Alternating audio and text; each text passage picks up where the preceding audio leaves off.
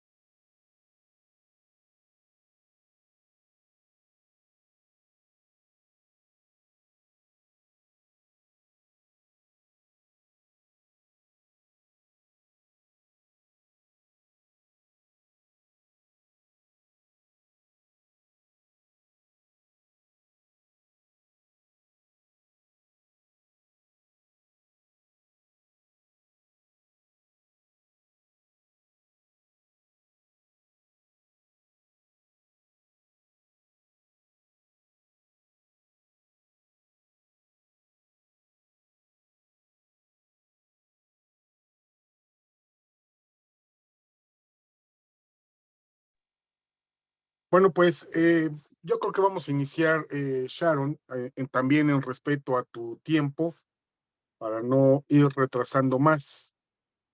Bueno, recordaremos que la sesión anterior, el día martes, empezamos a hacer un esbozo de lo que es esta materia, el método y el objeto de estudio, cómo aborda los distintos fenómenos, de aquellas conductas que en las distintas etapas y en los distintos puntos geográficos del planeta, pues se ha denominado como delito.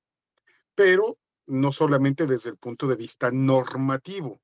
El derecho penal estudia, analiza conductas desde un punto de vista normativo, evidentemente jurídico, y a través de ello impone una sanción, que es otra parte también de las ciencias penales, la penología.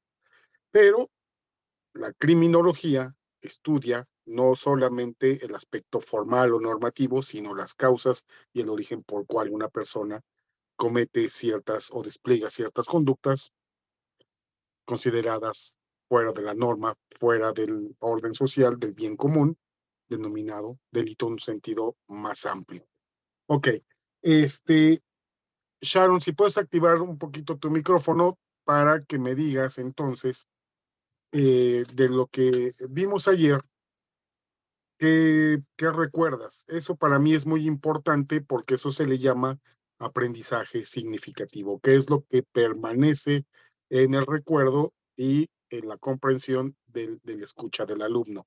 Adelante. Yo mientras silencio mi micrófono para que no haga un regreso. Una pregunta, ¿me veo? No sé si me veo. Sí. Bien, a lo que recuerdo de la clase pasada, analizamos el caso de la conocida Mataviejitas. Vimos cómo no nomás se analiza al, al criminal en el ámbito jurídico, que es pues la violentación de una norma, sino también del análisis psicológico más profundo, el contexto de su vida, los posibles traumas que la orillaron a cometer los ilícitos.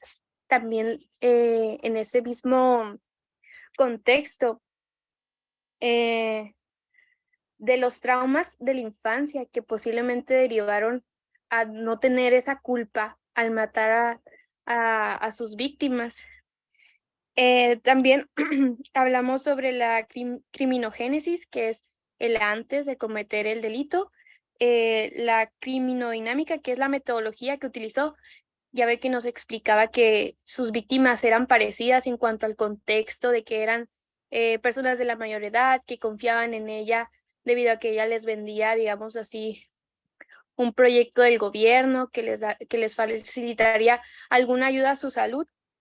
Hablamos de los aspectos sociales que se vivían en ese momento, inclusive los aspectos sociales en el contexto de infancia del criminal, en específico Juana Barraza, creo que se llamaba.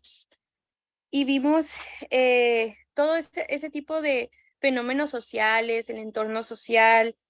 Habló también sobre el principio de correspondencia, que si bien ese no lo entendí muy bien, lo anoté porque quería investigar un poco más sobre eso. Pues hablamos un poco sobre la diferencia entre la criminología y la criminalística, que pues son distintas ramas, estudian diferentes cosas. También nos comentó sobre el análisis de contexto y los aparatos organizados de poder, que eso es lo que más o menos recuerdo en este momento. Nos dejó de ver unas películas de Pedro Infante, pero no las pude ver, no hay ninguna plataforma en las que estuvieran disponibles. Sin embargo, me puse a ver varios documentales de esto de las Mataviejitas, y casualmente el día de hoy se va a estrenar una serie en Netflix que habla sobre eso, y estoy esperándola de hecho ya para verlo ahorita, que fue en el 2002. Ok, muy bien, Sharon. Sí, pues muy bien hecho el resumen de la sesión pasada. Mira qué bien que me comentas esto de la serie de La Mataviejitas. Yo tengo una serie de documentales, pero que igual son anteriores y que lo realizó el CIDE, el Centro de Investigación y Docencia Económica, que también le encanta meterse a aspectos sociológicos y jurídicos y ahora todo esto del proceso penal acusatorio. Ellos en el CIDE hicieron la película primero del presunto culpable y posteriormente la película, bueno, no, primero el documental, un documental que se llamó El Túnel, que explica las diferencias entre un proceso principalmente inquisitivo y las diferencias con el acusatorio. Y ya después la película famosa esta del presunto culpable, este, que casualmente ya me tocó colitigar un asunto con Rafael Heredia, por cierto, el abogado que sabe del presunto culpable. Pero bueno, me reservo mis opiniones porque no son muy favorables. Pero bueno, en fin. Eh, También hay algo importante que quedó ahí un poquito en el tintero contigo, es en los modelos penitenciarios que hablé. ¿Te acuerdas? Regeneración, readaptación y actualmente el de reinserción social. Eso resulta muy importante, muy interesante que lo recuerdes porque que era lo que se postulaba en este modelo penitenciario de la regeneración, que la persona rea, presa, delincuente, era un sujeto degenerado, atendiendo a cuestiones físicas, personales, sociales, culturales, y que tenía una cuestión fuera de la sociedad, una persona antisocial y asocial fuera de la sociedad. Y entonces, pues bueno, esto decirlo al día de hoy, pues resulta totalmente fuera de un contexto con la progresividad de los derechos y de los derechos humanos, es como se conocen, ¿no? Pero bueno, entonces forma parte de las tendencias o de las corrientes jurídicas, filosóficas de la época. Estamos hablando de la época del positivismo, de Augusto Comte, del positivismo francés, que lo trae a México Justo Sierra, uno de los grandes maestros de nuestro país y también quien crea o diseña el modelo del bachillerato en México, derivado de la Universidad Mexicana, de la UNAM. Pero entonces son contextos sociológicos e históricos. Y también quiero hacer un muy énfasis o muy enfático en esto, mi estimada Sharon. Tanto la historia de las corrientes jurídicas o la historia de las corrientes penales en particular, debemos de entenderla a la luz del contexto que hablábamos ayer, del contexto de ese momento. Lo que para el día de hoy a nuestra sociedad resultaría impensable de entender, de aceptar o de asimilar conceptos como de una persona degenerada, con una persona con rasgos simiescos y que era proclive a cometer el delito porque su cerebro no se encontraba correcto y perfectamente desarrollado, debemos de entenderlo para ese momento de hace 120, 130 años, no al contexto del día de hoy. Y es como en todos los aspectos del estudio de la sociedad, debemos de entenderlo en ese contexto y en ese momento histórico en el que se trataba. Hablar bien o hablar mal de Porfirio Díaz, pues debemos de entenderlo no con los valores y con las circunstancias del día de hoy, debemos de entenderlo con los valores y las circunstancias de su tiempo, de 1870 a 1900, 2010, que incluso no fue derrocado casualmente, como nos hemos generado con la idea. Él no se derrocó, él convoca elecciones, pierde esa última elección y él se va tranquilamente, entrega el poder de manera pacífica. O sea, la Revolución Mexicana fue después, no antes de, pero bueno, entonces, entendiendo estas circunstancias, mi estimada Sharon, voy a pasar a la siguiente parte para que vayamos entendiendo primero el concepto puro. Vamos a entrar ya a la materia de propiamente dicho, el concepto de criminología, que seguramente tú misma ya lo infieres, ¿no? Criminología deriva del latín criminis, crimen, y logos, que es el estudio o el tratado del crimen. De una manera muy directa, lingüística, pues bueno, pues eso significa el estudio o el tratado del crimen. Sin embargo, para poder definir esta ciencia, porque tiene un método y un objeto de estudio propio, eso es algo muy importante y muy interesante, porque muchos dirán, aquellos detractores, no actualmente, sino décadas anteriores, decían, eso no es una ciencia, eso es este, la observación, conclusiones, suposiciones, que no, como se trata de un factor humano, de las famosas ciencias blandas, vamos a dividir ciencias blandas, ciencias duras. Ciencias blandas, ¿qué son? Psicología, sociología, humanidades, etcétera, a diferencia de las ciencias duras, química, biología, física, ¿no? Por citar un ejemplo, que esas obviamente pasan todo un método científico. ¿Te acordarás ese famoso método científico que nos enseñaron en la secundaria y después en la preparatoria, ¿no?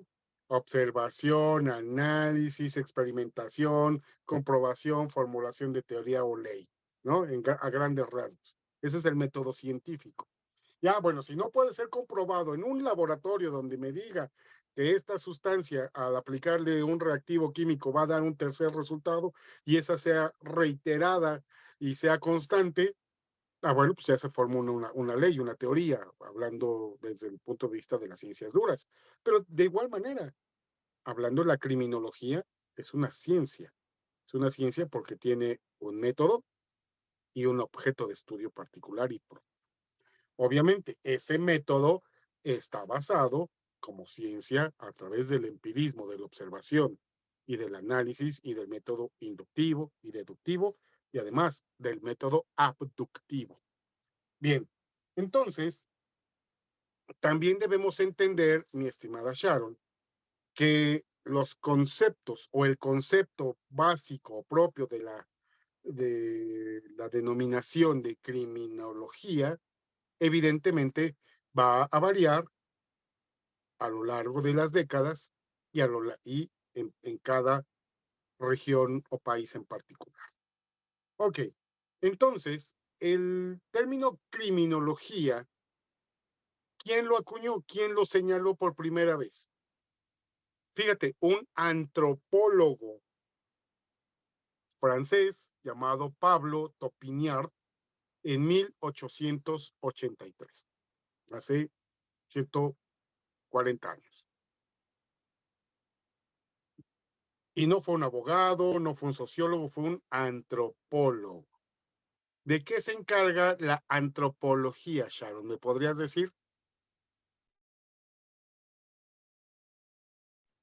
Estudia al ser humano en su entorno, o sea, las conductas humanas, en pocas palabras. Sí, pero hay un poco más allá. Siempre lo digo en todos mis grupos casualmente. Tuve yo un maestro en la licenciatura, maestro de Derecho Administrativo, en la UNAM es uno de los pilares, maestro muy querido y muy reconocido de Derecho Administrativo y Fiscal, que lamentablemente, bueno, pues el paso del tiempo, pues hizo lo que tenía que hacer y pues bueno, hace unos 5 o 6 años falleció el doctor Alfonso Nava Negrete. Pero él nos decía a sus alumnos, estaba muy bien, compañera, correctamente bien contestado, pero le falta.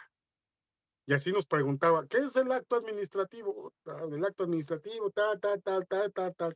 Muy bien, ¿qué más? Bueno, según la teoría francesa, ¿qué más? ¿Qué más te exprimía el maestro?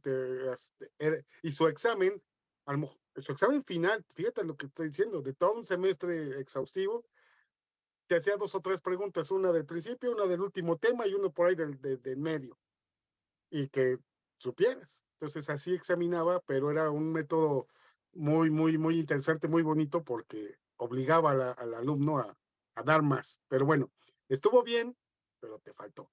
Es correcto, eso es el estudio del hombre y del delito, pero además, no solamente del crimen en sí mismo. La antropología tiene varios aspectos. La antropología física y la antropología social, que va derivada de la cultural. ¿Por qué razón? Porque es importante empezar a diferenciar estos conceptos que nos va a hacer entender lo que sigue. Un antropólogo, ahora tristemente y desafortunadamente tan de moda, y por lo digo entre comillas, decir de moda, porque es una profesión que decíamos, un antropólogo, ser así como el arqueólogo, pues que se encargaba de revisar piedras y de huesos, osamentas, pues de las tumbas aztecas, teotihuacanas, mayas, feris, coras, este, etcétera, ¿no? Pero no es solamente eso.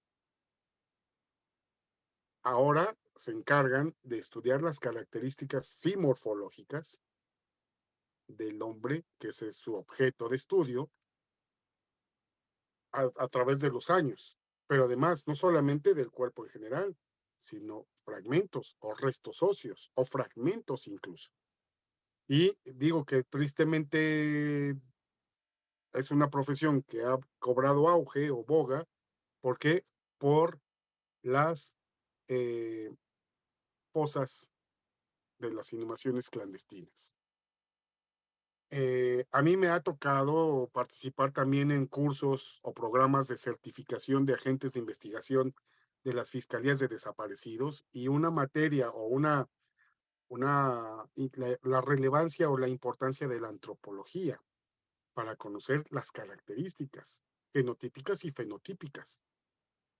¿Qué es la genotipia? Bueno, la carga genética, todo lo que puede ser comprobado a través de las ciencias duras. Y fenotípicas es el exterior. Aunque todos somos humanos, todos tenemos la misma carga genética, los mismos compuestos básicos, carbono, hidrógeno, oxígeno y nitrógeno, todos los seres humanos, hay características muy particulares, y aunque y tú y yo seamos mexicanos, compartamos una nacionalidad, también es cierto que físicamente hay ciertas diferencias muy marcadas por la región en donde tú vives el país, ¿no? Entonces, tanto hombres como mujeres tienen ciertas características particulares, ¿no? Hasta por ahí hay el corrido ese de Sonora y sus ojos negros, ¿no? Que habla de las distintas, pues lo conoces, es muy famoso últimamente, las ciudades y la muchacha y tal, y bueno, entonces es muy particular. E incluso entre Sinaloa y Sonora, aunque están muy cercanos, hay características muy particulares entre las personas que los distingues. Este no es de aquí, este es de Sinaloa, ya es de los Mochis. Ah, ¿cómo sabes? Pues nada más de verlo, ¿sí o no? Empíricamente estás haciendo una antropología. Ahora, la antropología forense, pues, ¿qué se encarga? Del estudio del hombre, en sentido genérico, hombre-mujer, en características o en contextos de no saber o no conocer su identidad, y, y poder determinarla. Eso es lo que es un antropólogo físico, pero un antropólogo social, ¿qué es lo que estudia?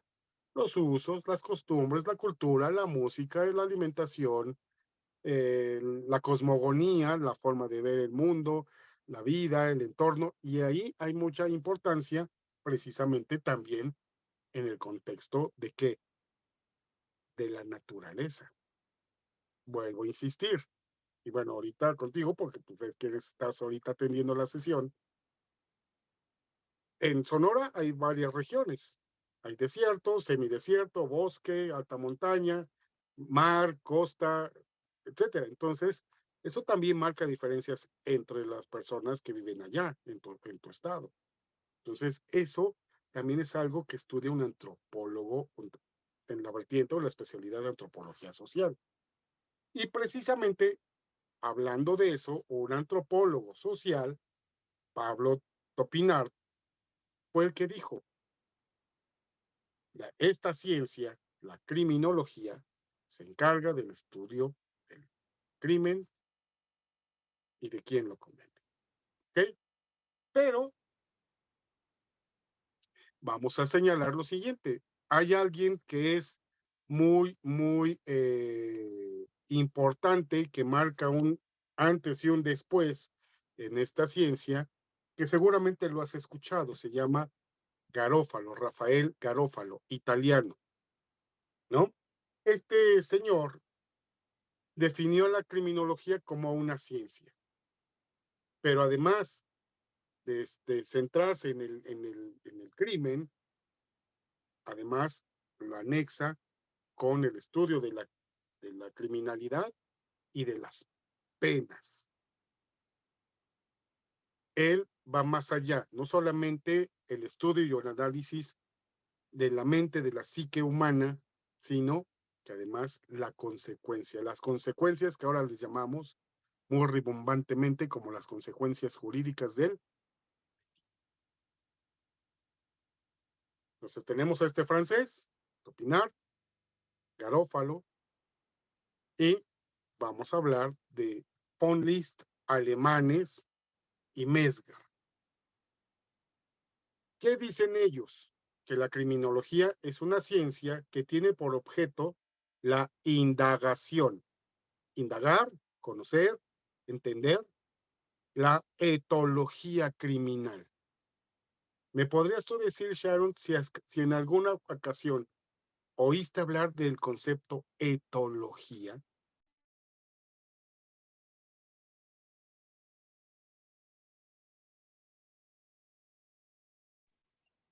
No lo escuché. Etología, dijo. No es parecido como la etimología.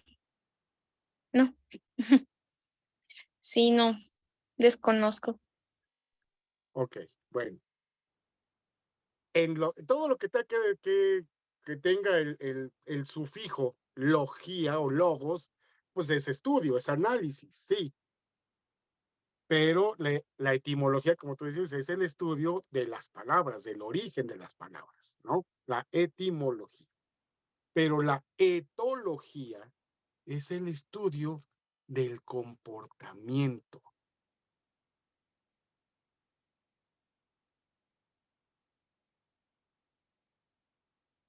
Y esto tiene mucho que ver también con otra palabra eh, que no es tan común, que se llama atávico o atavismo. Comporta, y ya más compuesto es comportamiento atávico. ¿Qué es eso? ¿Lo habías escuchado en alguna ocasión también o no? Bueno, entonces, la etología es el estudio del comportamiento de los seres vivos en general. ¿Por qué un perrito mueve la cola cuando está contento? ¿Por qué gruñe cuando quiere defender su comida o su territorio? ¿Por qué ladra? ¿Por qué gime? ¿Por qué un gato maulla, ronronea? Y así, en general, todos los seres vivos, todos, se comunican. Desde la más sencilla hormiga en una comunidad, se comunica. Se comunica obviamente no con palabras y no con un lenguaje desconocido que así como la película de insectos, ¿no? Que se ve que hablan como humanos. No, se comunican a través de el lenguaje corporal. Si yo hago esto, ¿qué significa? Alto, para. Y si hago esto, Ven, bueno,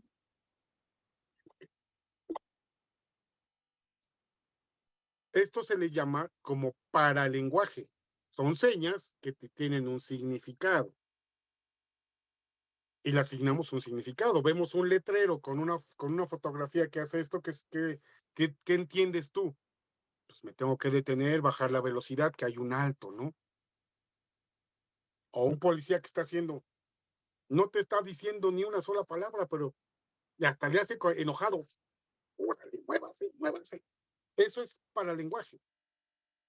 Pero más atrás, el lenguaje sencillo y cotidiano es cerrar los ojos, eh, hacer una mueca, abrir los ojos con sorpresa, fruncir la nariz y el labio, ¡ay, guácala! De asco,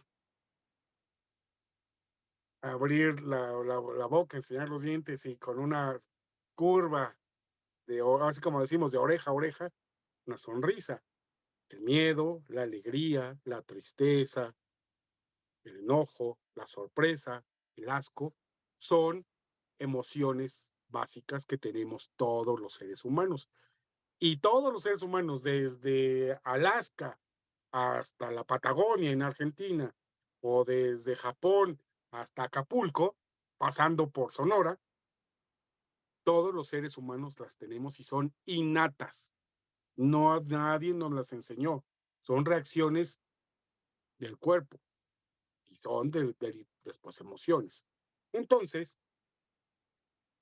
el etólogo se encarga de estudiar, de entender el comportamiento, pero bajo circunstancias naturales, ¿sí? O sea, si yo ahorita, si ahorita estuviéramos en el salón de clases como tradicionalmente lo haríamos, yo con una botella de agua estaría paseando por el salón, bebiendo, la taparía, dando mi clase, hablando esto de Mesger, de Garófalo, y al alumno que yo viera más distraído, tal vez chateando con su teléfono, eh, viendo a la ventana, buscando pajaritos en el árbol, arrojaría esta botella que le pasara muy cercana de su cabeza y se sorprendería, y todos se sorprenderían, pero más él. Y les dirían, fíjense lo que pasó. En este momento, él tuvo una reacción natural que no la pudo fingir. Se llamó sorpresa. Esa es una reacción natural. Ahora, cuando decimos, ¿estás contento? Cuando te dice tu novio o tu pareja, no sé, este, ¿estás enojada? No, no estoy enojada. Claro que sí estás enojada, pero lo estás haciendo ahí para hacerle presión al novio, ¿no? Y el novio sabe que estás enojada y empieza a decir, ¿y ahora qué hice? Ah, ¿verdad? No te voy a decir por qué estás enojado. A ver, igual en una de esas sueltas la sopa de algo que ni yo sabía y ganaste 2 veces, ¿no? O bueno, en general las mujeres, ¿no? Que dicen, ah, mira, yo te iba a regañar por esto, pero ya soltaste la sopa de otro delito, solito te empinaste. Perfecto. Ese del que estás enojada, no, no estoy enojada, es entender y analizar el comportamiento humano, ¿ok? A diferencia de la sorpresa, que es innata, que es automática, cuando tú empiezas a ver ciertas características de una persona, cierto comportamiento, incluso con los alumnos, cuando están atentos y están tomando notas, hasta sus ojos les brillan, o cuando empiezan así como que, ay, ya, sí, ya que se acabe la clase. Y no porque no estén interesados, sino porque pueden ser que están cansados o porque están pensando en otros problemas de su vida. Mañana tengo que entregar un reporte y bueno, tuve que venir a clase o tengo que pagar la renta y todavía no consigo todo. Me pagan hasta la semana que entra. Tengo que hablar con el casero que me aguante el fin de semana y a ver cómo se pone. O sea, son muchas cosas que están pasando al interior del humano. Entonces, precisamente, es una ciencia, según Mesger, alemanes, también es importante entender el contexto social, cultural, climático de Alemania, A diferencia que en Francia, aunque hace frío y tal, es un clima más benigno. Y obviamente no se diga de Italia, todo el Mediterráneo, que es más agradable prácticamente en todas las épocas del año. ¿Qué es lo que dicen? Fíjate, es que tiene indagar, entender, conocer la, el crimen y el comportamiento criminal. Eso es a lo que se refiere la etología. Entender el comportamiento. ¿Para marcar qué? Patrones. Para marcar ciertos lineamientos que son reiterados. Una persona, tenle miedo o está atenta, por ejemplo, para los policías, para los preventivos que andan en la calle, cuando están en un enfrentamiento, en una discusión con una persona, cuando el sujeto con el que están teniendo contacto el policía hace esto, es como una forma de darse ánimos, de darse valor, de sentir la sangre que le pega en las palmas de las manos y acto seguido va a haber un ataque. Y cuando hacen, órale, órale, déjese venir, son comportamientos atávicos, muchos, innatos, y que dan ese estudio de ese comportamiento. Por eso se habla que también la criminología es el estudio del comportamiento, de aquellas conductas que son innatas, que son naturales y otras que son aprendidas. Pero es el estudio del comportamiento humano en este caso. ¿Ok? Siguiendo en la evolución del concepto, dejamos atrás el siglo XIX, estamos ya en el XX. Quintanilla Saldaña, otro autor ya latino, dice que en 1929 la criminología es la ciencia del crimen o el estudio científico de la criminalidad, sus causas, pero además anexa algo, los medios para combatirla. Pero aquí es algo importante. ¿Te acuerdas que ayer hablábamos de la regeneración, del modelo penitenciario de la regeneración? Si te das cuenta, los primeros que hablan, no hablan sobre un mecanismo de control, de prevención o de evitación. Solamente es el estudio del crimen, porque es un degenerado. Ahí.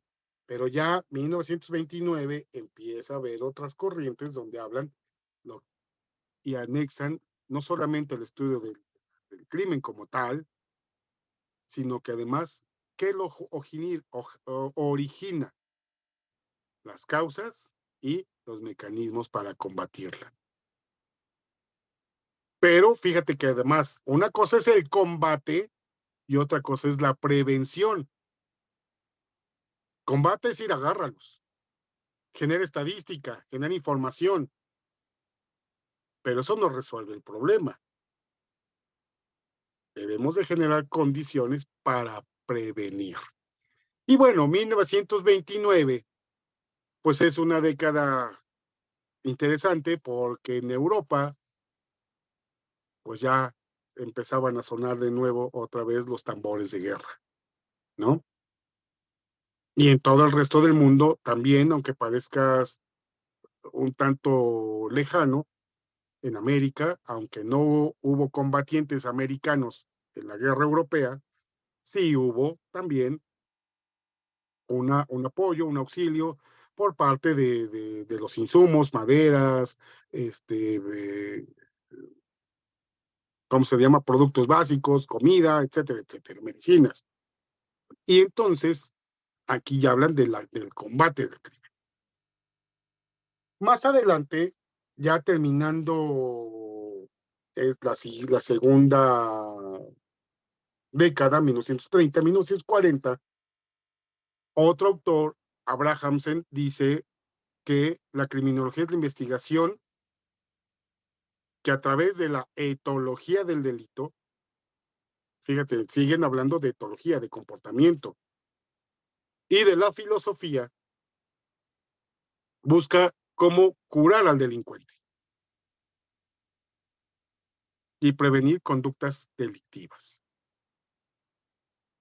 Pero si te das cuenta, seguimos hablando de una regeneración, de una cura, como si el sujeto que infringe la norma se encontrase enfermo, como si el delincuente estuviese enfermo y que no fuera, que no fuera un sujeto de derechos, sino de tutela. Si entendemos ese concepto, una cosa es, ¿te acuerdas de la figura del tutelar para menores? No se consideraban, bueno, obviamente, menores de edad, incapaces y que deben de tener una tutela, una protección, pero esa protección no era siempre total o no era correcta o efectiva, sino simplemente era un control del individuo por parte del Estado en país o del Estado entidad federativa. Pero bueno, ya en 1945, otro autor, Hurwitz, señala que la criminología es una parte de la ciencia criminal, es decir, una parte de las ciencias penales, una ciencia penal autónoma, donde él hace relieves en la investigación por parte de la observación, y además debemos entender los factores individuales y los factores sociales que fomentan la conducta criminal.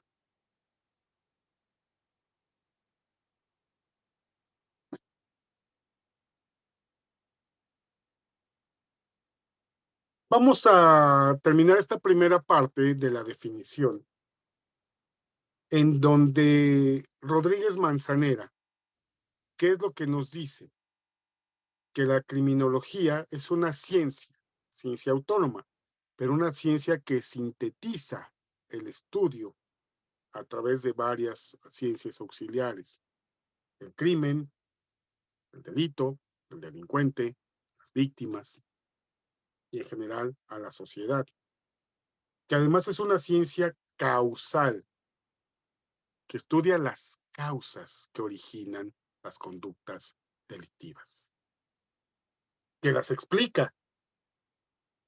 No solamente dice, ah, bueno, pues hubo 5 muertos. Bueno, ¿qué razón? Y que dentro de esa explicación tiene que ver cuestiones naturales y culturales.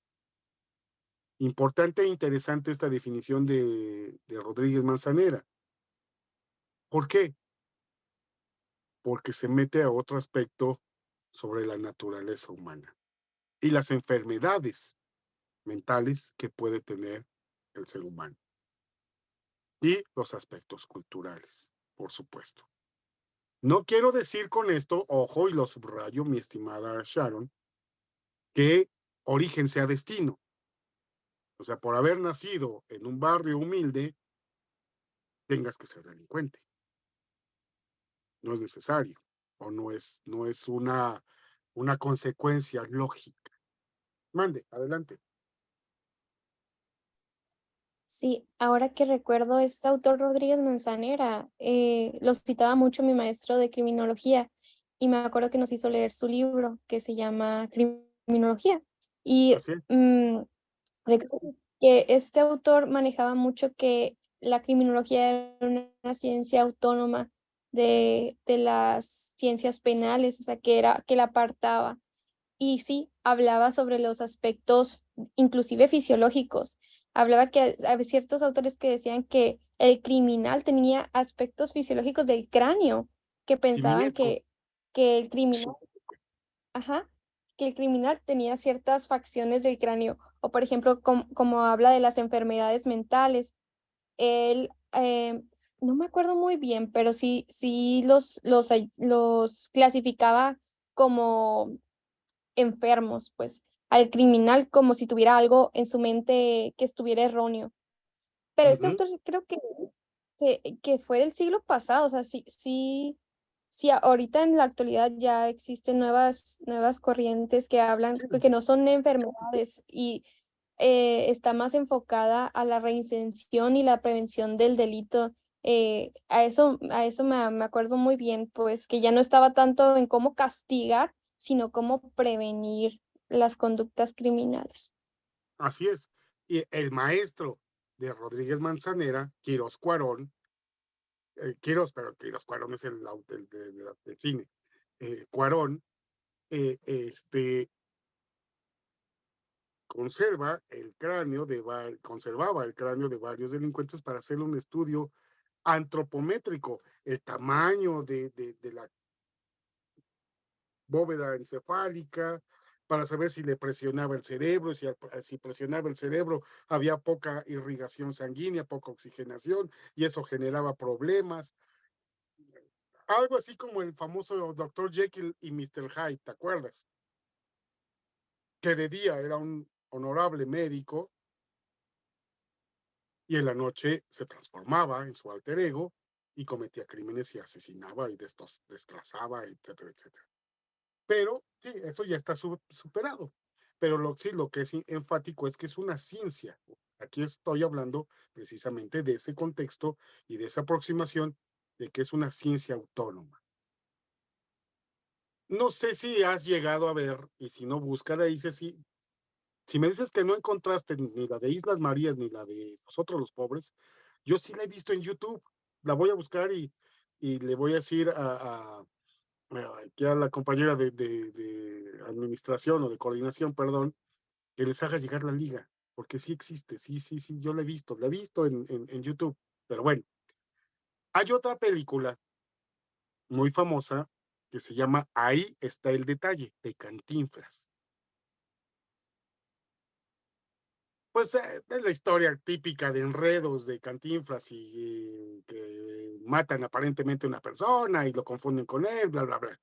Pero lo que quiero en poner muy énfasis en este punto de la charla es que cuando llega a juicio oral, además, con jurado popular y con un tribunal de enjuiciamiento, que sí existieron en México, además, antes de las reformas de 28-32, es lo que no, a, al no tener memoria histórica, y me da mucho gusto, de verdad, me da mucho gusto y te felicito que cuando te estoy diciendo estás asentando, dices, sí, claro que sí existía. Eso quiere decir que, bueno, has estudiado toda esta materia. Qué bueno, de verdad, muchas felicidades. Eh, Existían los procesos orales, se cambiaron en la reforma procesal penal del 28-32. Bueno, pues en ese juicio oral de Cantinflas, cuando va entrando a la sala de enjuiciamiento, hay un grupo de periodistas que están sentados en la esquina en una mesa. Véanlo, la la típica característica de criminal lombrosiano, esas rasgos simiescos, es el típico criminal. O sea, ya lo estaban analizando antropométricamente y con esas tendencias y con esa eh, um, doctrinas o teorías, mejor dicho, teorías, pues decían, no, pues, nariz chata, frente amplia, perdón, rasgos simiescos, un andar desgarbado, ese es Es criminal. culpable, es Adelante, adelante. culpable, ya lo No, no, no. sí, creo que sí le he llegado a ver, tengo como un leve recuerdo, que sí vi como que estaban hablando y ya es culpable porque se viste así, mira cómo habla y cómo se ve, ya lo sentenciaron sin antes estar en el juicio. Y ahorita que comentas, sí sabía que antes en México había un jurado, que eran juicios orales, pero se cambió, si no me recuerdo, por un caso de una mujer que era como la reina de belleza o algo así, que había matado a su esposo, si no mal recuerdo, y que por Belleza su física, física. ajá, por su belleza física no la sentenciaron aun cuando era culpable. Fue muy emblemático, exactamente. Y entonces dije, era como la chimoltrufia, además. Un día decía una cosa y otro día decía otra cosa. Y cambiaba su testimonio, cambiaba la información.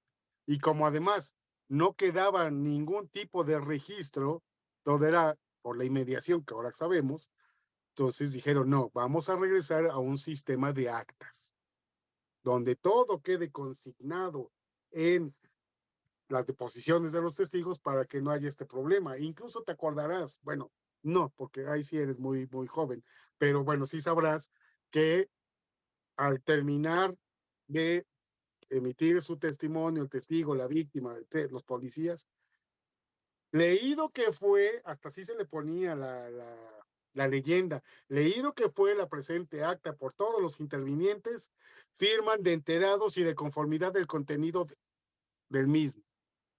Era una leyenda que siempre, leído que fue, firman de conformidad, porque lo que está consignado es exactamente lo mismo que dijeron de viva voz, y firman de conformidad de lo escrito, punto. Así se ponían todos las actas. Pero bueno, precisamente tenía una razón. Y Adelante, eso Dan. ya no me tocó a Y sí, ya no me tocó a mí el viejo sistema, gracias a Dios. Sí, me dicen y digo, ay, ¿cómo puede que impartieran justicia de esa manera? Mm, yo considero que es mejor el nuevo, aunque tiene sus fallas como todo, ¿no? Y estamos en perfección.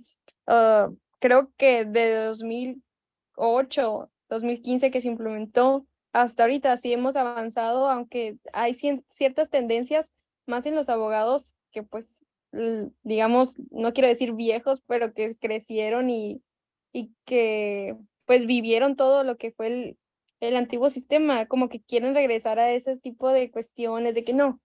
Por ejemplo, a mí me toca mucho ir al Ministerio Público. No, tiene que venir a ratificar.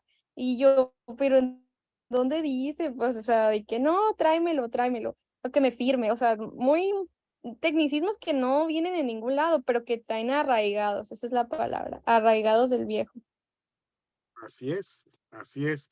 Mira, pues sí, en efecto, yo te voy a decir, yo tengo 51 años, tú 23, ayer nos decías. Entonces, evidentemente hay un cambio generacional entre tú y yo.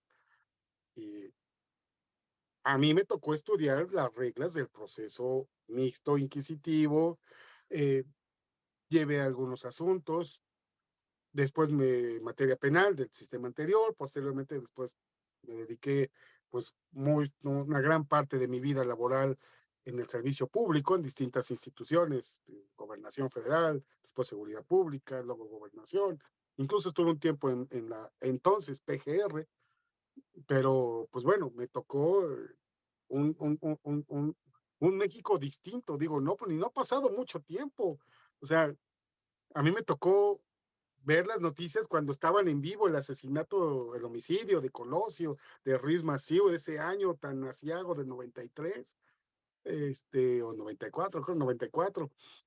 O sea, ahora sí que para mí fueron las noticias del día, ¿no? El Cardenal Posadas en Jalisco, todo eso que salió en la serie de Narcos, ¿te acuerdas? Pues eso para mí yo o sea, no los vi en vivo, obviamente, pero me tocó todo ese momento de las noticias y pues sí, yo tenía 21 años, 22 años cuando fue eso, estaba estudiando la licenciatura, me acuerdo que iba yo saliendo de la facultad rumbo a los tribunales a pasantear y vi las noticias y me paré a ver la televisión en un puesto y dije, ay, caray, o sea, sí sientes una sensación de que algo está pasando en México, algo está pasando, algo está cambiando y no necesariamente, y tristemente no era para bien, ¿no? Estaba cambiando el escenario de las drogas, el escenario de la lucha por el control. Eh, Miguel, ¿cómo se llama?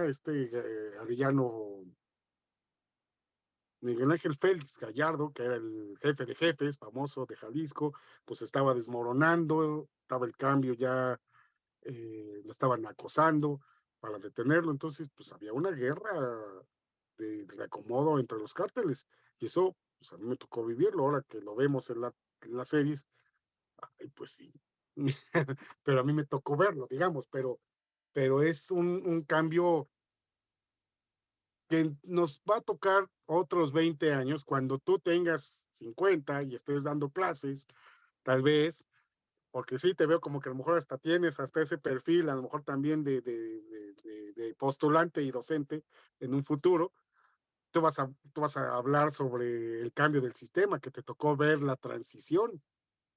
y esperemos que sea la mejora, porque sí, se cambió el sistema, se cambiaron las reglas del procedimiento, la investigación, la procesamiento y la sanción, dice el artículo segundo del Código de Procedimientos, pero no cambió la mente, o que se haya hablado mucho del chip, no cambió la mente de los operadores, de la gran mayoría de los operadores. Y hablo desde el preventivo, del de investigación, del perito, del Ministerio Público, del juez. No sabes qué agarrones me he dado yo en audiencias muchas veces. Ya ni siquiera estoy debatiendo con el fiscal cuando soy defensa. Estoy debatiendo con el juez o la jueza en turno. Oiga, señoría, es que usted no debe de aplicar ese segmento normativo porque es inconvencional. Usted tiene la obligación de hacer un control difuso de la convencionalidad e inaplicarlo, porque está atentando contra un derecho fundamental que tiene mayor valor, que es la del ejercicio del derecho de defensa, bla, bla, y empiezo a hacer mi argumentación. No, o sea, ya resolví, pum, y no al lugar. Bueno, pero pues es parte de un cambio cultural, social, o sea, la transformación del país. Y si te das cuenta, regresando a nuestro tema, cómo cambió el mapa y las conductas y la criminodinámica en los noventas, cuando estaba desmembrándose ese gran cartel de Jalisco, y posteriormente en el 2000, tú todavía pues estabas chiquita, 2001, pero seguramente conociste o oíste algo de, no, pues no, tenías como 2 años, yo creo, estabas muy chiquita, por ahí, ¿no? En el 2001. Este, pero después te enteraste de las Torres Gemelas de Nueva York. Yo todavía Sí, alcancé a ir a Nueva York y todavía las conocí. Hoy es un recuerdo. sí, cambió totalmente el mundo a lo que me dicen mis padres. Yo tenía 1 año y mi papá me recuerda que antes subirse al avión era de lo más simple, hasta eso, ¿no? O sea, cambiaron Sí. todo.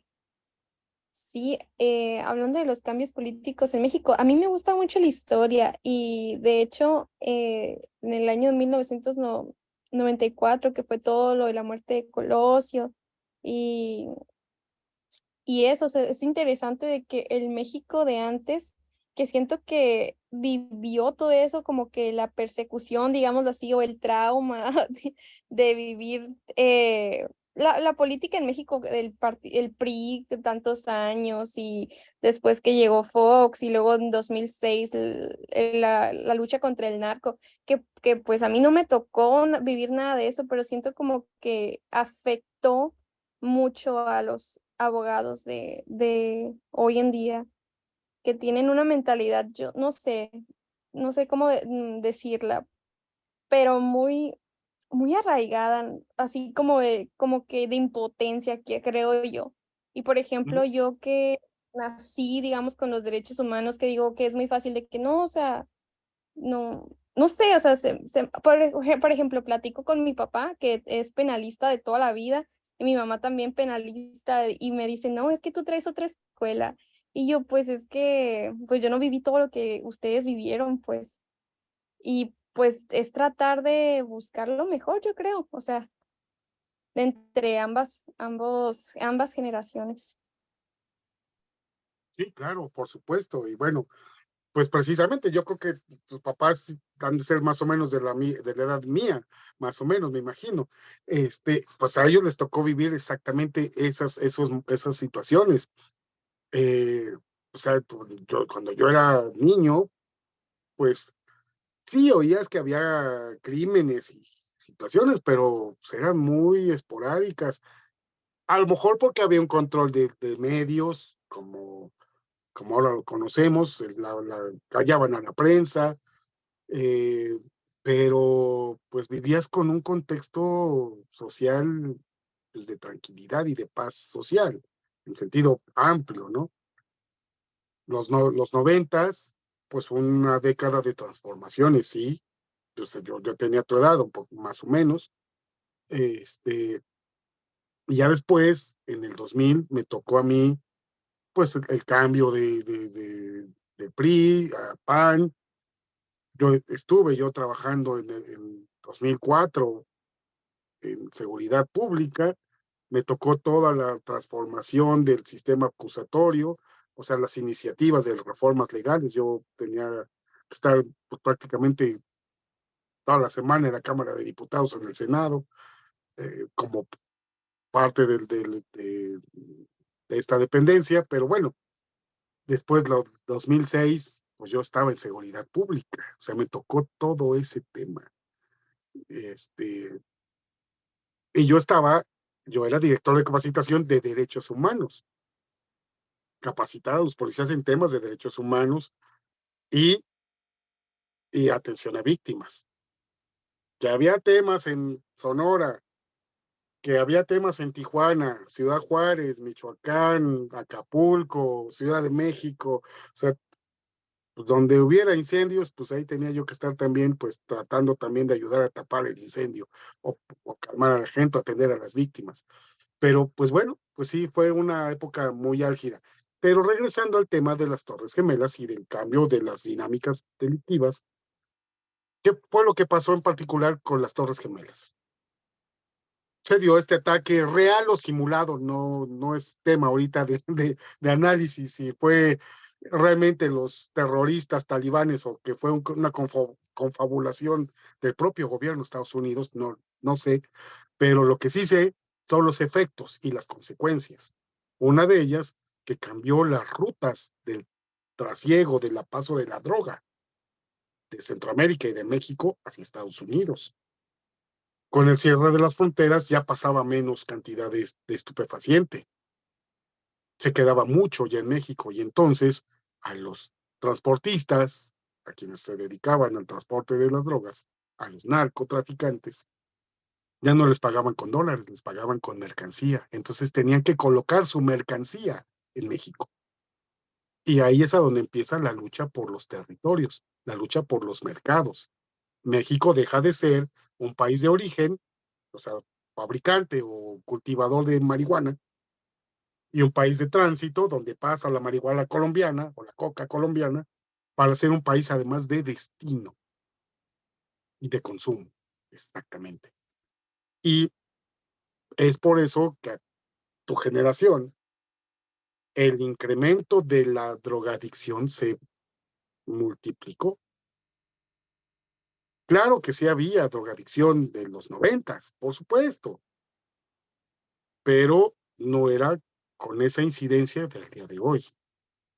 Más la lucha entre los grupos por colocar su mercancía. De, cuando cae Félix Gallardo, pues los grupos se dividen, deja de haber un control, entre comillas, central, deja de haber un líder y empiezan las peleas. Y por eso se incrementa la incidencia delictiva. Y otro factor que también vino a echarle más leña al fuego, más gasolina incluso, fue que en Estados Unidos, derivado del miedo de que llegaran los terroristas y te pusieran bombas y que rafaguearan la fachada de tu casa, ya sabes que así son los gringos, ¿no? Muy extremistas y que por todo sacan la pistola. ¿Había venta de armas? Sí, pero había ciertos límites. Tampoco es tan cierto de que podías comprar un tanque y un jet así como así. Obvio que no. Eh, Había un decreto, en términos mexicanos, era la Assault Weapons Ban, la prohibición de ventas de armas de asalto, de alto poder. Se levanta esa restricción o no se refrenda ese decreto de prohibición de venta y se venden las armas de gran poder libremente. Está bien que vendan todas las armas que quieran de California para arriba o de Texas para arriba, Arizona. Pero el problema es que bajaron a México con tráfico de armas, mercado negro. Entonces se están peleando los mexicanos y aparte los armas le vendes armas de alto poder, pues entonces esa es la ecuación fabulosa, son los ingredientes para todo lo que, bueno, parte de lo que estamos viviendo actualmente. Fíjate entonces cómo los conceptos que estábamos comentando hace unos minutos, si los empezamos ya a aterrizar, esto es un análisis de contexto, mi estimada Sharon. O sea, no debes de igual como en las sentencias, los jueces, ¿qué es lo que hacen cuando hacen una valoración racional de la prueba? La valoran por la prueba en sí misma, sola y en su conjunto. Exactamente. En lo individual y en su conjunto me tiene que llegar a una convicción. ¿Eso cómo se le llama desde el punto de vista de la filosofía, del derecho? La epistemología. De hechos conocidos, uno y uno, voy a arribar a hechos desconocidos. A una, mejor dicho, a una aproximación. Dice otro doctor, amigo, también amigo del doctor Constantino, Baldomero. No sé si ya les dio clase o les vaya a dar clases Baldomero, Baldo. Dice, el hecho no lo puedo repetir, no es como regresa al, y perdón por la expresión muy noventera, muy vintage, no puedo regresar la cinta, ¿no? No puedo regresar el archivo electrónico ahora en la computadora, pero bueno, yo pues crecí con los cassettes, ¿no? Y con los videocassettes, regrésale a la cinta, no, o sea, ni existe. Es más, para mí, te voy a platicar, tener un iPod era lo más novedoso, tener en un dispositivo 1000, 2000, 3000 canciones. Ahora el iPod ya lo descontinuaron. Es historia, ¿no? Pero bueno, Baldomero habla sobre esto, precisamente hablando de la valoración racional de las pruebas. ¿Qué es lo que se hace? Se hacen postulados. El litigante o el postulante hace ciertas premisas que a partir de la información que se vierte en la audiencia, que se desahoga y que llega al conocimiento del juez, se dará un cierto nivel de corroboración de ese postulado, de esa información. Pero obviamente no se podrá corroborar al 100% porque siempre hay un margen. ¿De qué se trata la valoración de la prueba? De evitar o de reducir ese error judicial, ¿no? Eso, de eso se trata esta teoría o esta escuela de la valoración racional de las pruebas, reducir el error judicial a través de ciertas técnicas, metodologías, etcétera, etcétera, ¿no? Que también es otro tema, pero lo importante y lo sustantivo de esto es que los hechos ya no los podemos repetir, no podemos regresar el archivo del electrónico, el disco o la cinta, como decíamos antes en los 90s, pero a partir de ese análisis de hechos, que aisladamente no te pueden representar mucho, pero en un conjunto como las pruebas, te van a dar una aproximación e inductivamente llegar a una conclusión.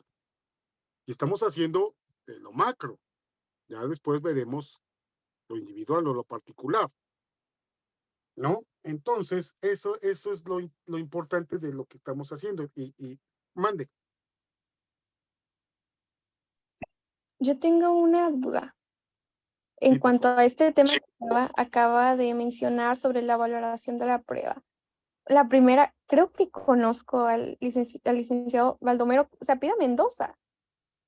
Sí, Ok, creo que sí, no tengo el gusto de conocerlo en persona, pero creo que he leído algunos de sus, creo que, no sé, en Facebook como que comenta sus pensamientos y sí, creo que sí lo sigo, sí he escuchado de él.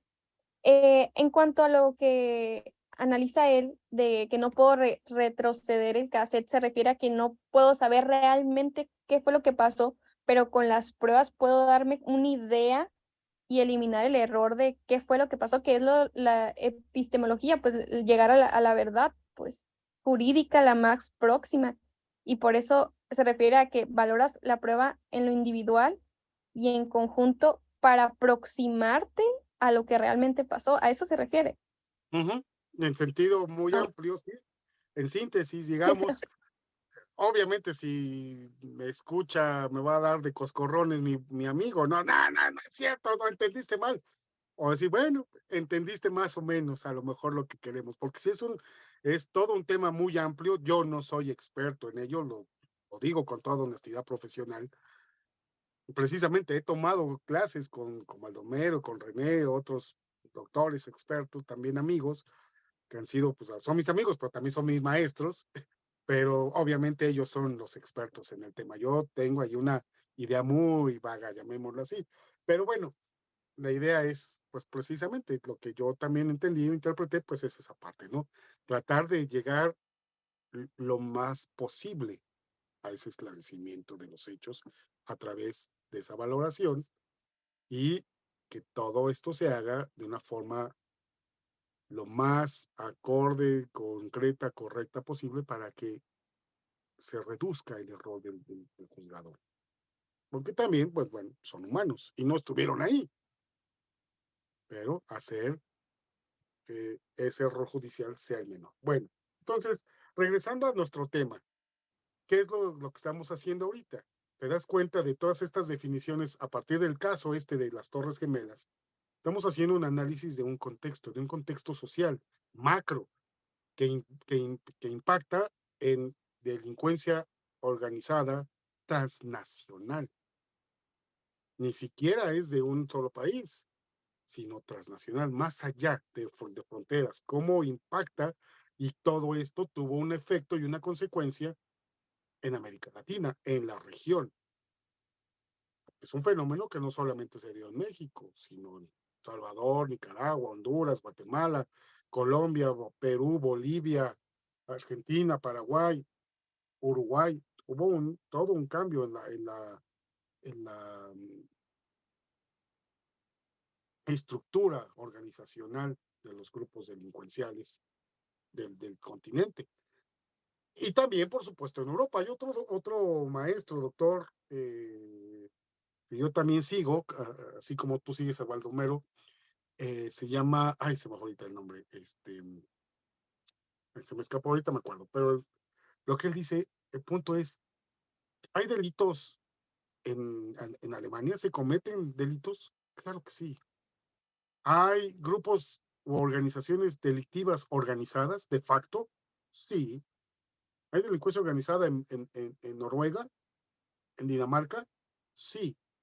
Solamente que la dinámica y la expresión delictiva que manejan estas organizaciones es distinta a la de América y distinta a la de México, porque ha presentado características particulares, individuales, muy sui generis.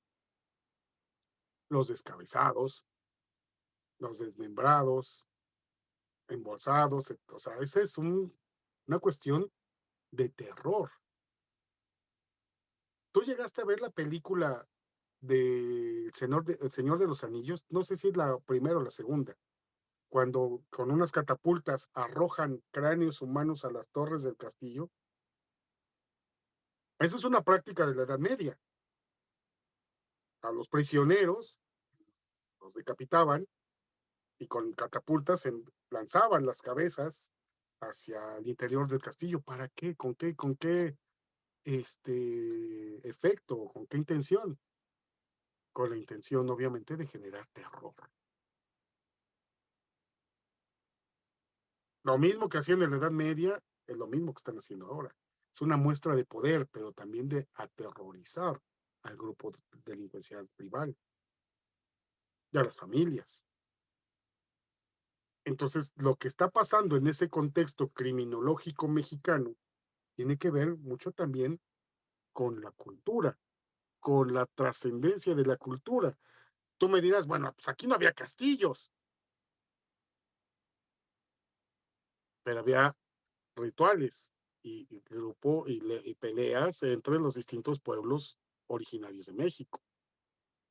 Igual, el famoso Vlad el Empalador, el rey o el conde de Tepes en Hungría, que están pegados a Turquía, porque empalaba a sus víctimas. O sea, por eso le llamaban el empalador, que era que le gustaba.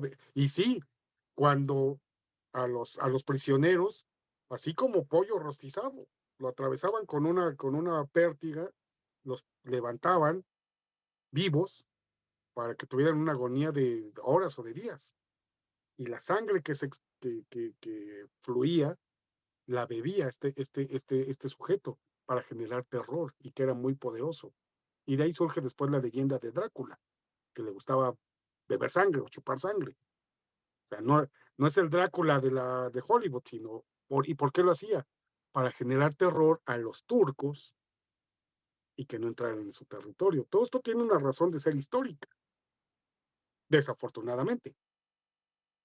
Y son comportamientos que se van dando, que al día de hoy, trasladados al contexto del siglo XXI, ¿qué es lo que tenemos? Un grupos delincuenciales que anteriormente, 70, 60, 50, ¿qué era lo que buscaba un narcotraficante?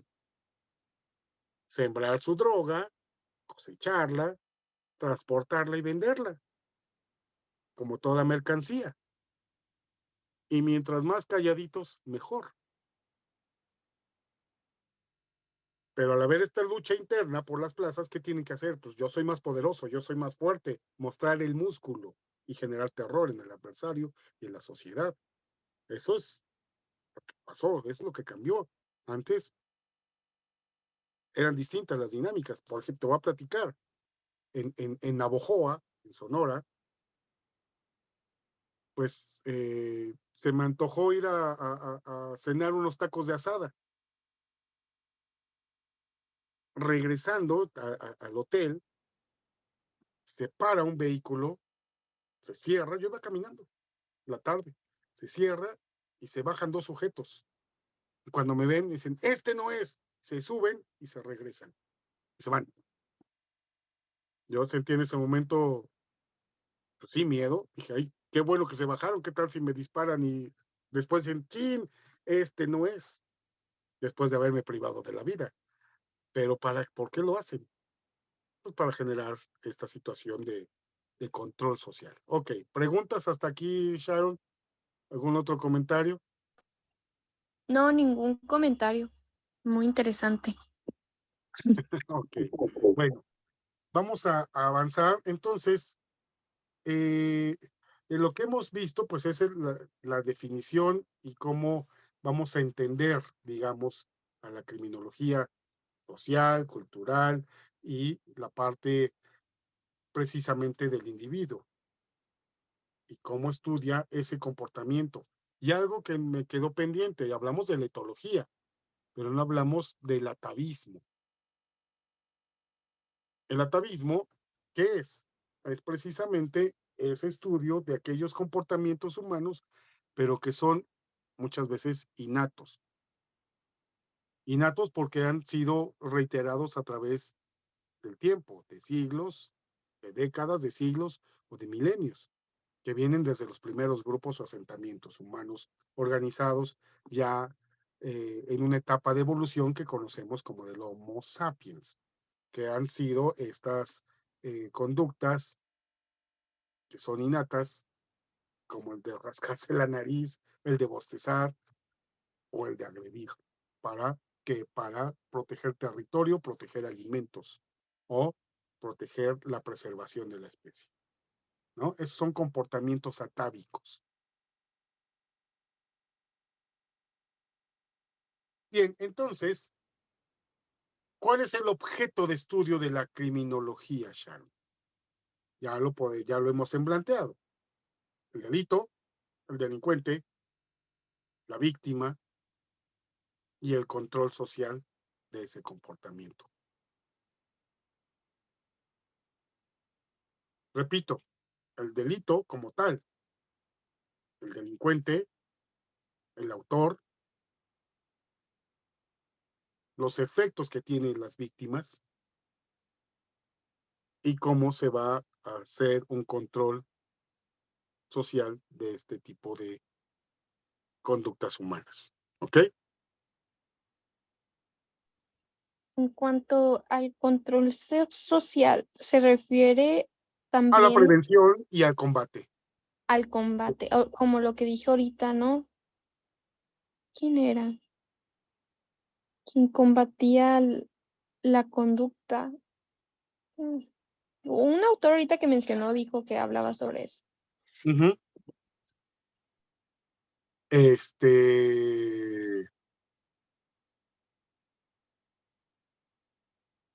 Olvera Díaz, ¿no? Fue el que te dije, también de la persona y el delincuente.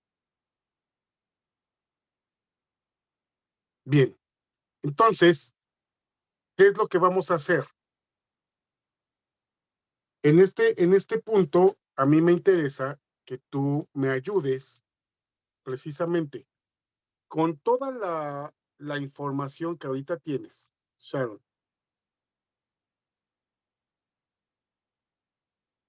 ¿Qué puedes percibir en el contexto social en el que nos encontramos? Ya hablamos del 2000 y las Torres Gemelas. Ahora,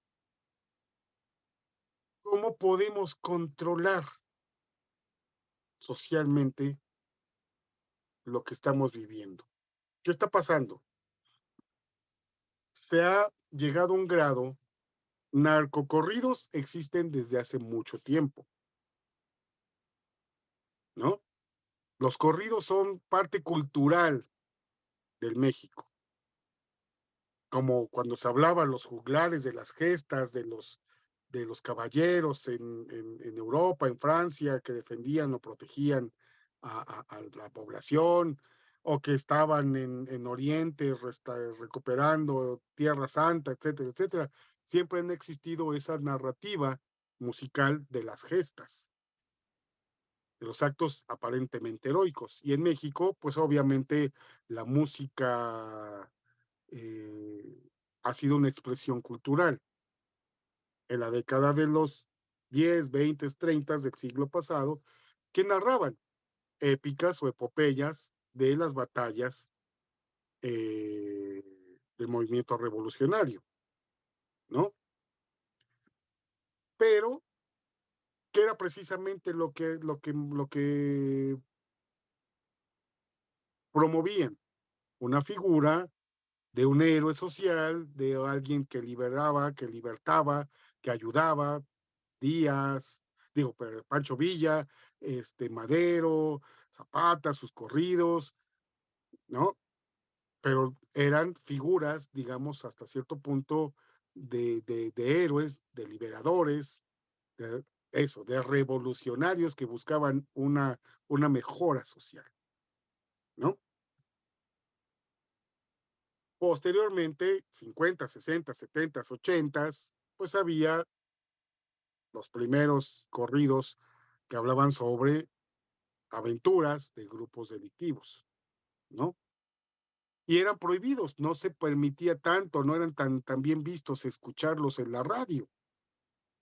Eran corridos prohibidos, o sea, eran así como hasta cierto punto mmm, mal vistos. Pero llegamos a un punto al día de hoy en donde hablar de épicas de grupos delincuenciales es lo más normal y lo más común.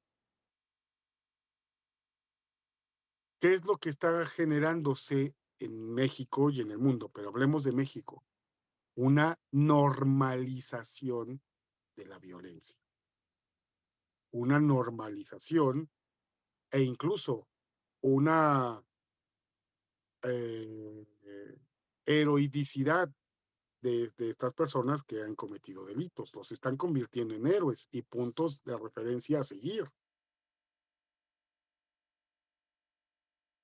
Las series de televisión, que como decíamos hace rato, que para mí han sido, digamos, hacer una recapitulación lo que yo viví en mi juventud y que vi como ciudadano, como parte de una documental de historia, para mí ahora es como si fuera una, una aspiración de muchos jóvenes de convertirse en sicarios, narcotraficantes, jefes de plaza, las muchachas, cierta moda, ropa, etcétera.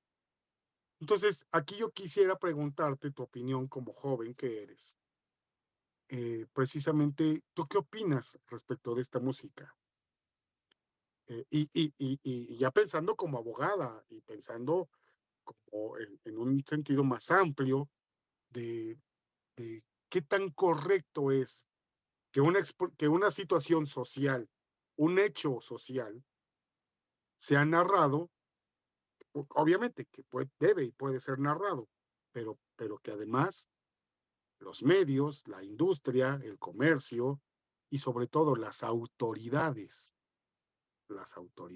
de este país lo permitan en un afán de la libre expresión de las ideas y en una cuestión cultural y de esa libertad cultural del pueblo mexicano, ¿qué tanto incide en esa versión, en esa perspectiva de la prevención y del control del delito en México? ¿Qué opinas tú?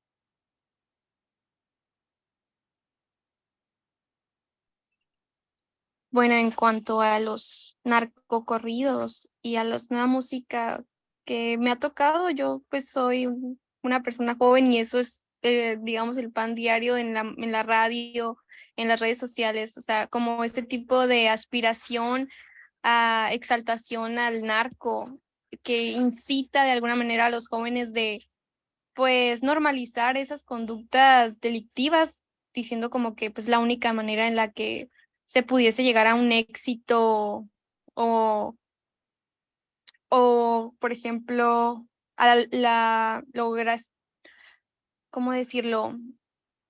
Un éxito económico, un éxito así en su persona por ser narco y sí, o sea, incita a las nuevas generaciones a cometer crímenes y que normalizamos.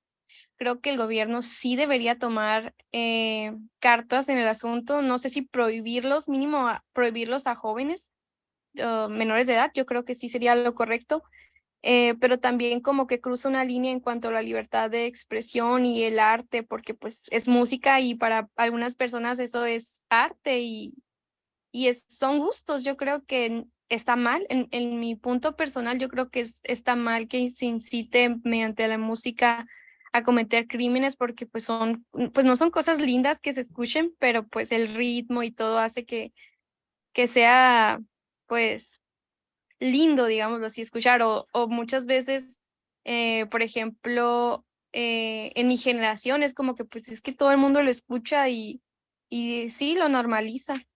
Pero yo sí considero que el gobierno debería tomar, ciertas medidas en cuanto, más que nada a los niños, porque sí los ven como ídolos o héroes bélicos, que es la palabra que utilizan. Ahora muy de moda, sí. Y bueno, sí, como tú lo dices, desde el punto de vista estrictamente musical, pues sí se oye bien. O sea, si lo oyes nada más la música, digamos, pues sí es pegajosa, sí te agrada al oído, ¿no? Ahora con los trombones y con el bajo sexto, o sea, se oye bonito, de que se oye bonito, se oye bonito. A mí me gusta mucho la música del norte de México, ¿eh? O sea, te lo debo decir. Me gustan mucho los corridos, ¿no? Este, pero ya el tema es cómo incide e impacta la letra en la mentalidad de los jóvenes, que se le llama antivalores. Obviamente, los valores, lo decíamos hace rato, cambian por épocas y cambian o serán modificados por distintas regiones del país o de otras latitudes, de otros países. Obviamente, la sociedad tiene dinámicas distintas. No es lo mismo Italia que Baja California. Los dos son penínsulas y con un clima muy similar. Pero bueno, aquí el punto es que si no hay un estudio, una colaboración de especialistas en prevención del delito, de criminólogos que formen parte del equipo gubernamental a nivel estatal o a nivel federal, que formen parte del plano del programa, del Plan Nacional de Desarrollo en su vertiente social, pues ahí tenemos un grave riesgo, un grave problema. ¿Cómo no se está generando una política pública? Y al contrario, parecería que la política pública, la política del Estado, es permitir y tolerar. Bueno, ya lo dijeron, abrazos, no balazos. Que si lo vemos más ampliamente, tiene cierta razón desde el punto de vista más acabado. Tú decías hace rato, hablar de temas de derechos humanos pues, fue en el 2012. O sea, tú tenías el 11 de junio del 2012 se dio la reforma constitucional en materia de derechos humanos para México, una reforma de que es un hito, un cambio de paradigma total. Tú tenías 12 años, o sea, estabas en la primaria y ya te empezaban a hablar de esto, tus maestros de primaria, secundaria, seguramente, preparatoria, bueno, no se diga facultad, pero bueno, para ti es parte de lo que es eh, que existe y que vive. No te tocó las etapas anteriores. Eh, y hablar sobre la lucha y la evolución del respeto a los derechos de las personas, pues es una lucha de siglos, de milenios. Y en México, bueno, pues obviamente llegamos a esta reforma constitucional que es de grandes alcances y que tiene muchas, muchas aristas. No solamente son los 10 delitos, los 20 artículos que se modificaron, el cambio semántico de garantías a derechos humanos, etcétera, sino va más allá. Pero el punto es que si no hay una correcta interpretación y aplicación, sí, hay que hablar de derechos y de protegerlos eh, y darles una protección y difusión más amplia, sí, correcto, pero no solamente es en el discurso. Hablando también, por ejemplo, te voy a poner otro ejemplo de lo que pasó en Irlanda del Norte. No sé si hayas tenido tú alguna referencia que históricamente Inglaterra controló, subjugó, explotó al Reino de Irlanda.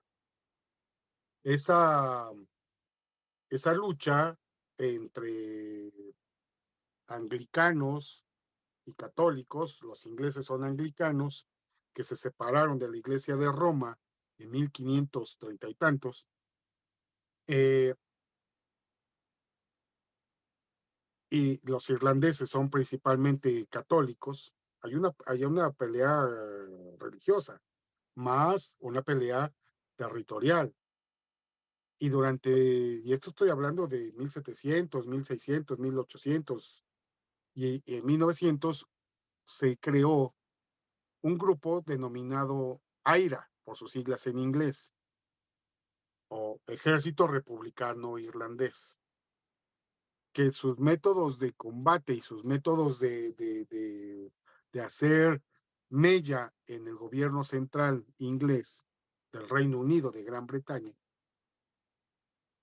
fue poner bombas en el metro de Londres o en los aeropuertos o hacer otras atentados terroristas.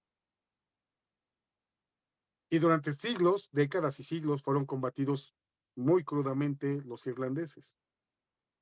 Y estoy hablando principios de los 90, donde el gobierno central, con todavía estaba Margaret Thatcher, dijo, a ver, si voy a combatir un grupo que no conozco, que no tiene cara, que no tiene uniforme, porque no es un ejército regular, puede ser cualquier persona como terrorismo, entonces voy a cambiar la fórmula. ¿Y cómo la cambió? Con abrazos y no balazos, pero bien entendido. Generó políticas de prevención correctamente bien aplicadas.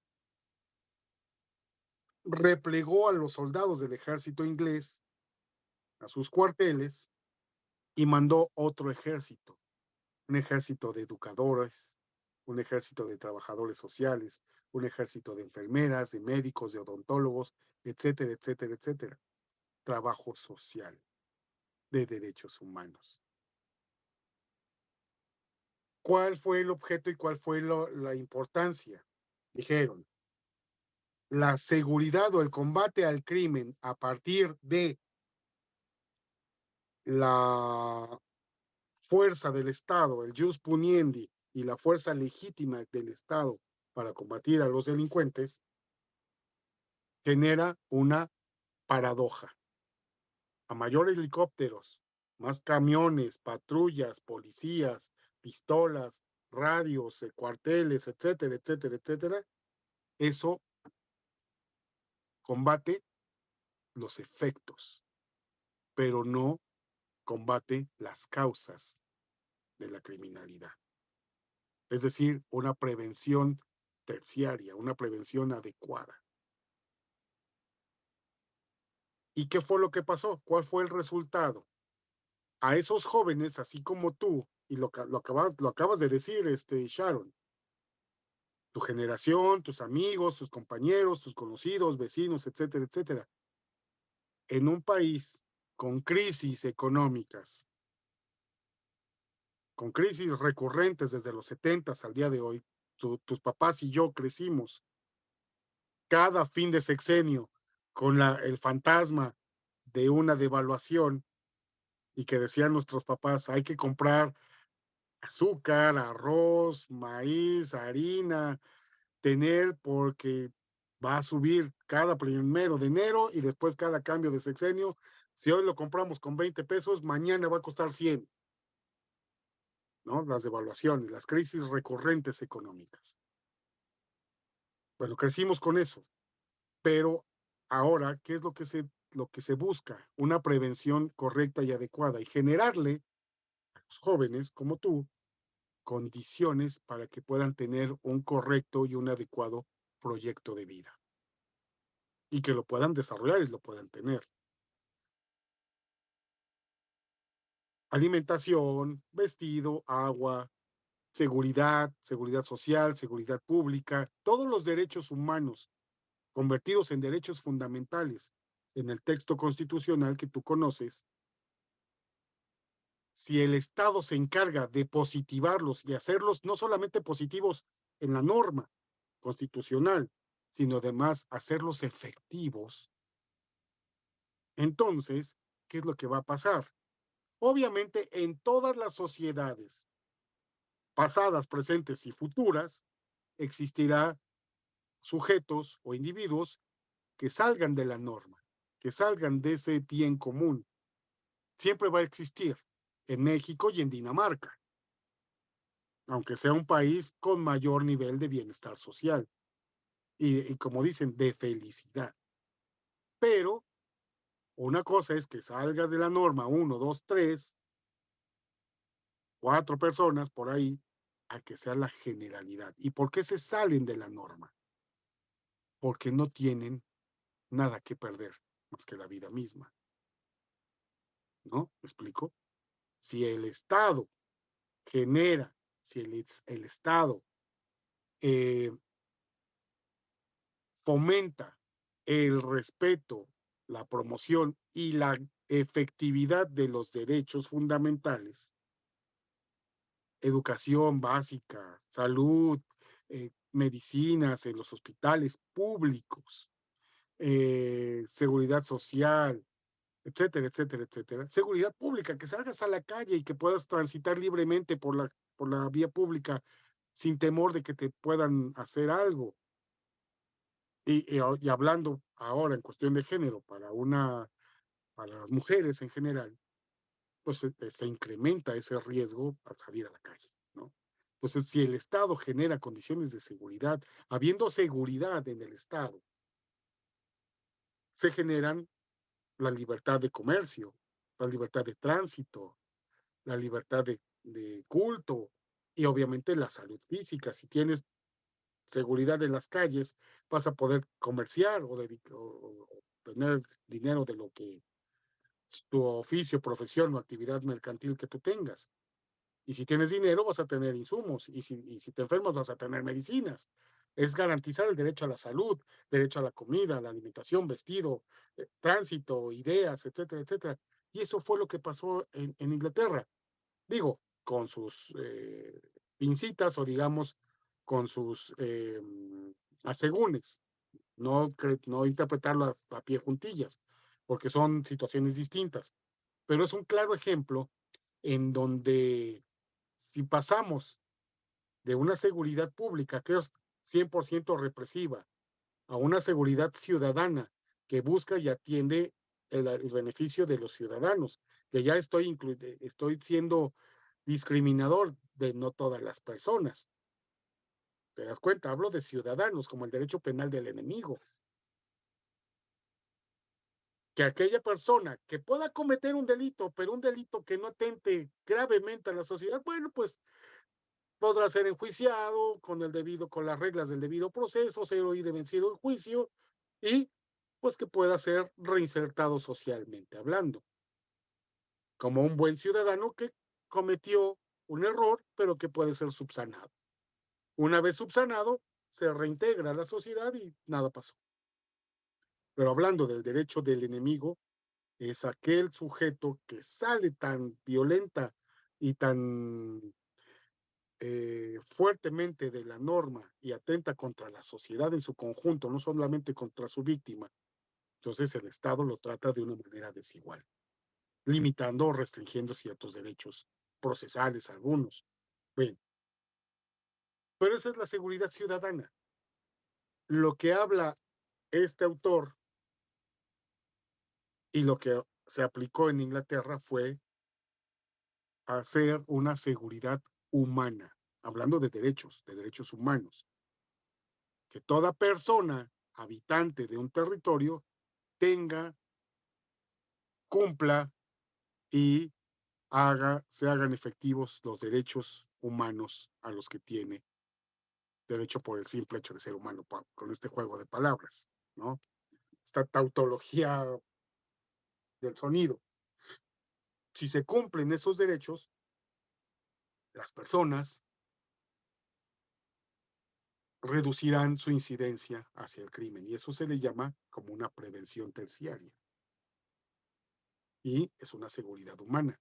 Esto, ya me acordé, Edgardo Buscaglia, es un argentino, Edgardo Buscaglia, si lo quieres algún día buscar y escuchar, existen muchas conferencias de él en redes, en YouTube, creo que hasta tiene un canal, habla sobre esto y que hace una crítica muy, muy cruda al Estado mexicano, y no actualmente, sino a las administraciones anteriores, que nada ha cambiado, y debemos de decirlo, también hablando de estos aspectos, pues no ha cambiado tampoco mucho, mi estimada Sharon, dejó de existir la Policía Federal por corrupta, por ineficiente, por tranza, bueno, empezando por su titular, el secretario de Seguridad Pública, que tenía ahí vínculos con grupos de delincuencia organizada.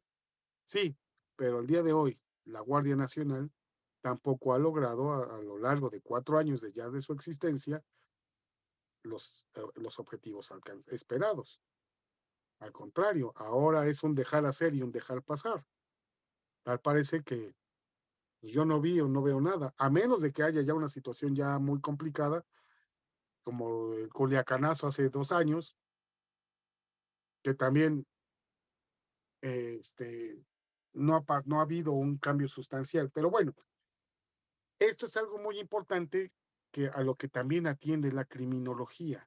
No solamente el estudio particular o individual de la persona que despliega una conducta jurídicamente sancionada por las leyes de este país, ¿te acuerdas, no? ¿Cuál es el concepto clásico y básico de delito? El acto o la omisión que sancionan las leyes penales. Ese es el delito normativamente hablando, ¿no? Estrictamente hablando desde la norma penal, jurídico penal. Pero si nos vamos en esta ciencia, que es la criminología, ese objeto y ese método de estudio es ese control del delito en una sociedad determinada. Si no lo entendemos, y desafortunadamente no lo hemos entendido como mexicanos y no lo han entendido quienes detentan el poder ejecutivo de este país y se quedan en un discurso o en una seguridad primaria de policías policías y ladrones y de pistolas y helicópteros y cuarteles y cárceles, no sirve de nada. ¿Qué es lo que ha pasado últimamente, Sharon, con esta última sentencia de la Corte Interamericana?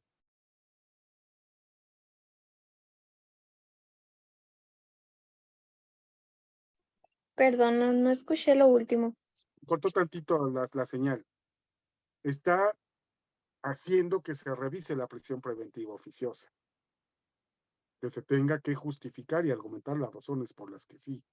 ¿Y qué fue lo que pasó con la reforma constitucional del año 2019 al artículo 19 constitucional? Se amplió el catálogo de delitos de prisión preventiva oficiosa, pero 20, 21, 22, 23, 4 años después de esa reforma constitucional, ¿se redujo la incidencia delictiva? No. Eso es prevención básica, ¿no? Combate y dice el propio doctor Camilo Constantino, también él haciendo una interpretación de otros autores alemanes, eso solamente se le llama como populismo punitivo. Obviamente que si te pregunto a ti y te hago una pregunta retórica de que si tú quieres que se acaben los secuestros en México, me vas a decir sí, porque yo ya estoy haciendo un juego de palabras que incide en tu psique para que respondas lo que yo quiero, ¿no? Esas son las preguntas retóricas. Esa es la respuesta y la encamino para. ¿Estaría usted de acuerdo que suban las penas y que cárcel a secuestradores o pena de muerte a secuestradores? Sí, claro, por supuesto, yo no quiero que me pase nada ni a mí ni a mi familia. ¿O tuviste algún amigo conocido que fue víctima? Claro que sí, estoy enojado y tengo miedo. Claro que sí. ¿Y eso para qué se hace? Para ganar votos. Porque la gente enojada, temerosa, va a decir que sí. Y esto sin que tuviese una correcta análisis, interpretación para buscar la prevención, y no la prevención de poner carteles y dar volantes, y hacer algunas pláticas en primarias y secundarias que no sirven de nada. Y eso también sucede en cuanto al aumento de penalidades de ciertos delitos. O sea, yo creo que aumentan las penas sin siquiera pensarlo. En el pensamiento, voy a dar redundancia de que van a disminuir los, digamos, los feminicidios. Y la verdad, yo no le veo una solución al problema verdadero. O sea, que aumenten a 70 años o que pase el resto de su vida y no soluciona realmente el problema. No, porque debemos de recordar algo, Sharon.